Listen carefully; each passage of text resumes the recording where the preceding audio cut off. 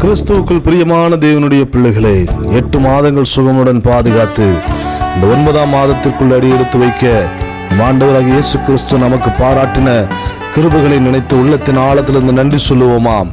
இந்த நாளிலும் கர்த்தர் நமக்கு கொடுக்கிற நல்ல வாக்குத்தத்த வார்த்தை ஏசாயாவின் புஸ்தகம் 41ஆம் அதிகாரம் அதனுடைய 15வது வசனம். இதோ போரடிக்கிறதற்கு நான் உன்னை புதிதும் கூர்மையுமான பற்கள் உள்ள எந்திரமாக்குவேன்.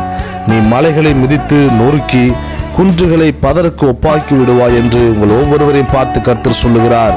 மழுங்கடிக்கப்பட்ட முடக்கப்பட்ட சூழ்நிலைகளின் மத்தியிலே வாழ்ந்து கொண்டிருக்கிற தேவச்சனமே, இந்த மாதத்தில் கர்த்தர் உங்களை புதிதும் கூர்மையுமான ஆயுதமாக கர்த்தர் மாற்றுவார்.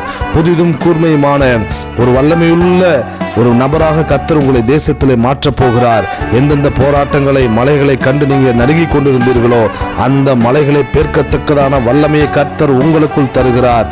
விசுவாசியுங்கள், கர்த்தர் அற்புதங்களை செய்வார். ஆமென்.